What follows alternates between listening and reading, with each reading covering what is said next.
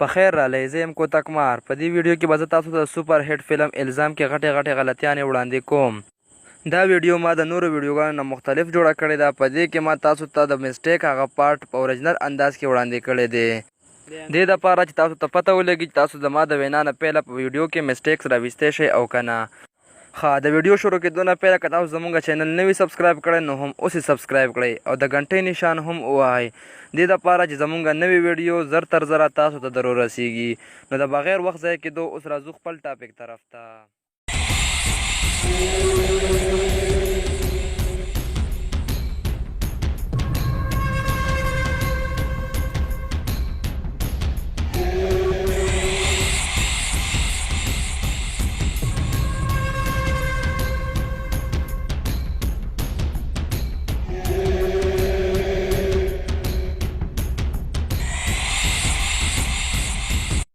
په دې پارټ کې چې چا غلطي راویستي نو هغې دې ماته په کمنټ کې ووایي، خو چې چا نه یې راویستي نو هغې یې واورئ. د ټولو نه پیله خو تاسو دې مخامخ کړکۍ ته سوچ وکئ. دلته کې یو سپین ګاډی تېر شو نو د دې نه مطلب دا دی چې دلته کې مخامخ یو روډ دی او غټ غټ ګاډي پې تېرېږي. نو چې کله سین بدل شو دلته کې د جینۍ شاته وګورئ دلته کې خو نه روډ شته او نه ګاډي.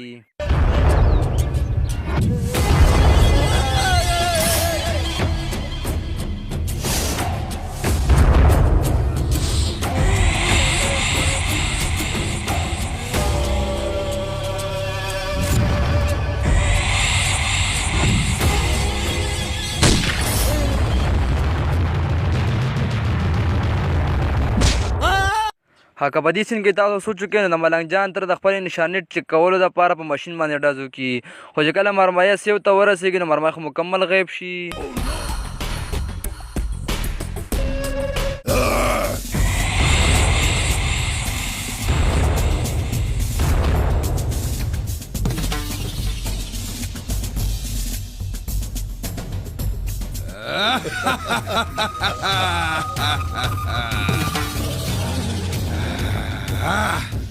قبلي خانه دا زما ښې لاس دی او د ده به ګورې ډېر خیال ساتئ. ښه ده چې په وخت دې پوه کړو لالا، که نه نو ما خو د ده د مرګ په پانا ګوته ایښې وه. دا ګورې چې داسې ونه کې چې دا وردي وي که نه نو ستاسو به خپله مرضي وي. ټوني انسپیکټر صاحب له خپله برخه ورکه. دا والا انسپیکټر صاحب خپله ته ارام وکمئ.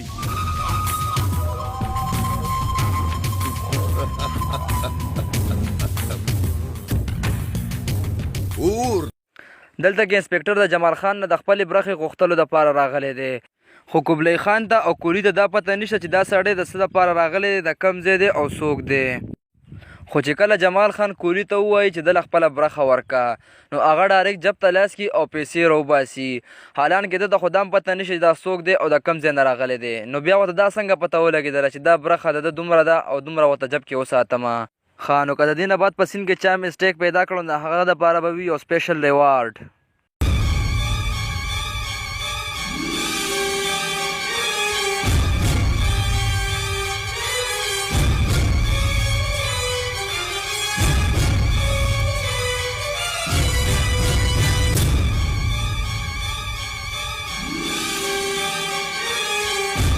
اوس فیصله کوه.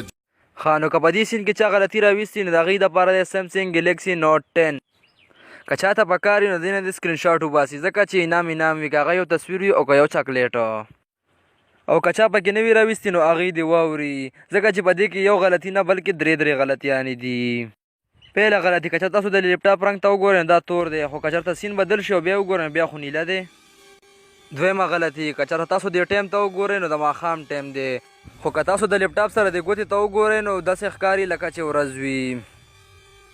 په درېیمې غلطۍ که چېرته تاسو د ویډیو پلیئر د سټاپ او پلی بټن ته سوچ وکئ نو دا سټاپ شوې ده، خو بیا هم که چېرته تاسو دلته کې د ویډیو ته سوچ وکئ نو دا ویډیو پې شروع ده. د پېښور په یو هسپتال کې د دوو بیډونو په منځ کې هډبوډ نشته دی، نو بیا دا کوم هسپتال شو؟ نو که د بل سایډ ته سوچ وکړئ نو ملنګ جان صرف سر خوږ دی، نه یې تبه شته او نه یې سینه خرابه ده، نو بیا ورته ډاکټر د سټیتوسکوپ په سینه باندې ولیږدي. ښه د دې نه علاوه تاسو به په یو ډرامې کې یو کس 2 ځل مړ شوی بالکل نه وي لیدلی دلته کې تاسو وګورئ.